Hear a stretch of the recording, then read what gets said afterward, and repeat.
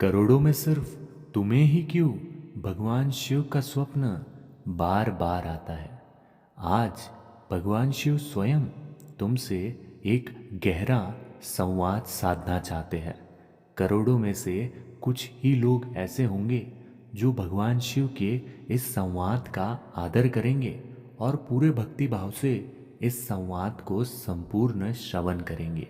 अगर आप सचमुच सच्चे शिव भक्त हो तो मेरी आपसे यही विनती रहेगी कि आप तुरंत ही भगवान शिव के इस स्वप्न संकेत को लाइक कीजिए और शाम सदाशिव इस नाम से आजीवन अपना संबंध बनाने के लिए इस चैनल को सब्सक्राइब कीजिए, क्योंकि मात्र ऐसा कर लेने से भगवान शिव आपसे क्या कहना चाह रहे हैं ये आपको प्रतिदिन पता लगेगा।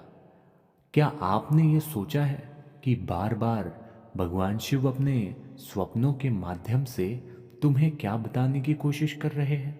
इस जगत के पालनहार को आखिर ऐसी क्या ज़रूरत आन पड़ी है कि वो बार बार तुम्हें स्वप्न में अपने दर्शन देते हैं? ये प्रश्न अवश्य ही तुम्हारे मन में कभी ना कभी आया होगा और इसीलिए भगवान शिव की ही कृपा से आज तुम यहाँ पहुँचे हो, भगवान शिव के संवाद तक पहुँचे हो। भगवान शिव स्वयं तुमसे संवाद साधना चाहते हैं, तुम्हें एक बहुत गहरी बात बताना चाहते हैं। प्रिय शिव भक्त, मेरा आपसे यही निवेदन है कि आप इसका संपूर्ण भक्ति भाव से आदर कर लेना और इस संवाद में भगवान शिव आपसे क्या कहना चाहते हैं उसे पूरे भक्ति भाव से सुन लेना। बहुत प्राचीन काल की बात है। एक छोटे से गांव में एक साधारण लेकिन अत्यंत श्रद्धालु किसान रहता था, जिसका नाम हरिनाथ था। हरिनाथ न तो अधिक शिक्षित था और न ही धनवान था, लेकिन उसकी भक्ति में इतनी सच्चाई थी कि उसका मन हर समय भगवान शिव की यादों में डूबा रहता। वो प्रतिदिन सुबह जल्दी उठता, पास के शिव मंदिर जाता, वहाँ पूरे नियम और विधि से पूजा करता और अपनी खेती का कार्य प्रारंभ करता। हरिनाथ का जीवन साधारण था, लेकिन उसके सपने असाधारण थे। हर रात जब वो सोता, भगवान शिव उसके सपनों में प्रकट होते। वे उसे कभी आशीर्वाद देते, कभी सांत्वना देते और कभी कभी उसे अपने दिव्य रूप का दर्शन भी कराते। कभी शिवलिंग, कभी सफेद नाग, कभी नाग। शुरू में हरिनाथ इन सपनों को एक साधारण घटना समझता था, लेकिन जब ये बार बार होने लगा तो उसके मन में सवाल उठने लगे। भगवान शिव मेरे स्वप्नों में आखिर आते क्यों है? उसने एक दिन अपने गांव के बुजुर्ग पुजारी से यह सवाल पूछा। पुजारी ने कहा, हरिनाथ, ये तुम्हारे भक्ति का परिणाम है। शिवजी तुम्हारे भक्ति से प्रसन्न है, लेकिन याद रखना, जब भी भगवान किसी भक्त के स्वप्न में आते हैं उसके पीछे एक गहरा अर्थ होता है। तुम्हें स्वयं शिवजी से ही ये प्रश्न पूछना चाहिए। हरिनाथ ने पुजारी की बातों को गहराई से सुना और ठान लिया कि वो भगवान शिव से इस प्रश्न का उत्तर अवश्य प्राप्त करेगा। हरिनाथ ने एक दिन निर्णय लिया कि वो अपने खेत और गांव को छोड़कर शिवजी की तपस्या करने हिमालय की ओर जाएगा। उसने अपनी पत्नी और बच्चों को ये बात समझाई और अपने गुरु से आशीर्वाद लेकर प्रस्थान किया। हिमालय के दुर्गम पहाड़ों में पहुंचकर उसने एक घने जंगल में एकांत स्थान चुना और वही तपस्या शुरू कर दी। वो बिना भोजन और जल के केवल शिव का ध्यान करता। उसने अपनी साधना इतनी प्रबल बना दी कि प्रकृति भी उसकी तपस्या के प्रभाव से परिवर्तित होने लगी। वर्षों तक उसने इसी प्रकार साधना की।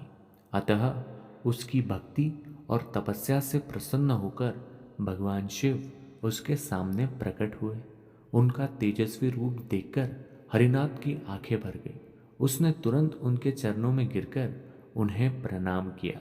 भगवान शिव ने मुस्कुराते हुए कहा, वत्स, मैं तुम्हारे भक्ति से अति प्रसन्न हूँ। बताओ, तुम मुझसे क्या चाहते हो? हरिनाथ ने विनम्रता से कहा, प्रभु, मैं आपसे कोई वरदान नहीं चाहता। मैं केवल ये जानना चाहता हूँ कि आप बार बार मेरे स्वप्न में क्यों आते हैं। इसके पीछे का रहस्य क्या है?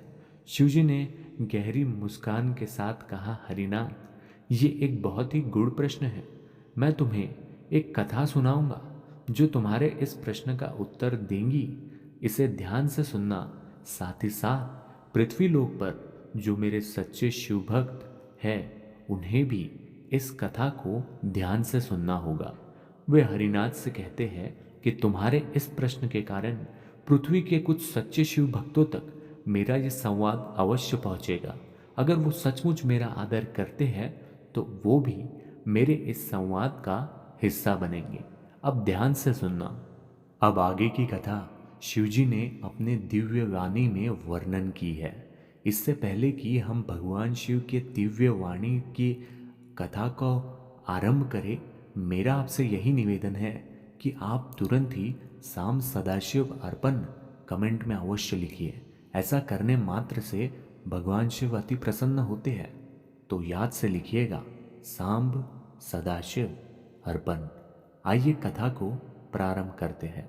शिवजी ने कहा, बहुत समय पहले त्रेता युग के प्रारंभ के एक छोटा सा गांव था।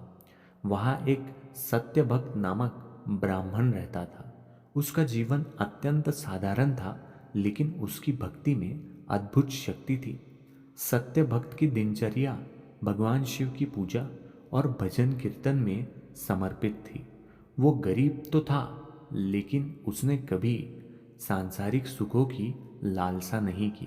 उसका मानना था कि भगवान शिव ही उसके माता पिता, गुरु और सखा है। शिवजी आके कहते हैं, एक दिन सत्य भक्त को अपने मन में एक विचित्र विचार आया।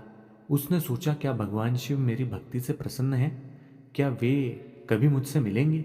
ये विचार बार बार उसे परेशान करने लगा। उसने निर्णय लिया कि वो मेरे से प्रत्यक्ष रूप से अपने इस संदेह का समाधान पूछेगा। सत्य भक्त ने कठिन तपस्या का मार्ग अपनाया। उसने अपने गांव के पास एक घने वन में जाकर साधना शुरू की। महीनों तक वो ध्यान मग्न रहा। अतः भगवान शिव उसकी तपस्या से प्रसन्न हुए और उसके सामने प्रकट हुए। उनका तेज ऐसा था कि पूरा वातावरण पवित्र और दिव्य हो गया। सत्य भक्त ने भगवान शिव को देखकर कहा, हे प्रभु, मैं धन्य हूँ, लेकिन मैं आपसे एक बात पूछना चाहता हूँ। क्या आप मेरी भक्ति से प्रसन्न हैं? और अगर हाँ, तो आप मुझे दर्शन क्यों नहीं देते? भगवान शिव मुस्कुराए और बोले, वत्स, मैं सदा तुम्हारे साथ हूँ। तुम्हारे भक्ति ने मुझे खींचा है, लेकिन तुम्हारी ये साधना तुम्हारे भीतर के संदेह को दूर करने के लिए आवश्यक थी। अब सुनो, मैं तुम्हें एक अद्भुत और बहुत गहरा रहस्य बताने जा रहा हूँ। शिवजी ने सत्य भक्त को एक कथा सुनाई। सृष्टि के प्रारंभ में जब मैंने स्वयं को ध्यान में लीन किया तो मेरी शक्ति ने अनगिनत जीवों को जन्म दिया। उनमें से कुछ ऐसे थे जो मुझसे गहरे रूप से जुड़े थे। उनमें आत्मिक भक्त कहता हूँ।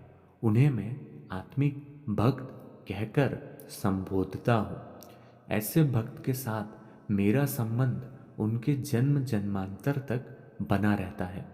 जब कोई आत्मिक भक्त मुझे पूरे हृदय से याद करता है तो मैं उसकी पुकार सुनता ही हूँ।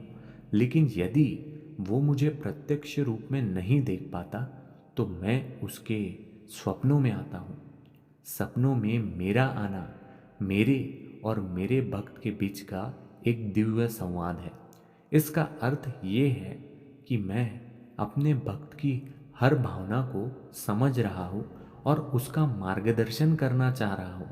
लेकिन वत्स, याद रखना, सपनों में आना केवल मेरे प्रेम का प्रतीक है। यदि कोई भक्त मुझे साक्षात अनुभव करना चाहता है तो उसे अपने भीतर के संदेह को त्यागना होगा। केवल पूर्ण विश्वास और समर्पण से ही वो मेरी वास्तविक उपस्थिति को अनुभव कर सकता है। तो मेरे प्यारे शिव भक्तों, आपने सुना, भगवान शिव ने कहा कि मैं स्वप्न में आकर सिर्फ और सिर्फ उससे संवाद करता हूँ। लेकिन जैसे आपके मन में अभी भी शंका होगी कि यह सच है या नहीं, इस शंका को आपको दूर करना होगा। क्योंकि कई शिव भक्त यहाँ तक कथा सुनेंगे लेकिन लाइक करना आवश्यक नहीं समझेंगे, क्योंकि उनके मन में शंका है। शाम सदाशिव अर्पण लिखना भी जरूरी नहीं समझेंगे, क्योंकि उनके मन में शंका है। और वही भगवान शिव कहना चाहते हैं कि शंका को तुम्हें दूर करना होगा। ये सुनकर सत्य भक्त की आंखों में आंसू आ गए। उसने कहा, प्रभु, अब मैं समझ गया कि आपकी उपस्थिति मेरे सपनों में ही मेरे लिए सबसे बड़ा वरदान है। आप सदा मेरे साथ हैं, ये जानकर मेरा जीवन तो सफल ही हो गया। शिवजी ने आशीर्वाद देकर सत्य भक्त को उसके संदेह से मुक्त कर दिया और अंतर्ध्यान हो गए। ये कथा सुनाकर भगवान शिव ने हरिनाथ की ओर देखा और कहा, वत्स, तुम भी मेरे आत्मिक भक्त हो। मैं तुम्हारे सपनों में इसलिए आता हूँ क्योंकि तुम मुझसे जुड़े हुए हो। ये मेरा तुमसे संवाद करने का माध्यम है वत्स।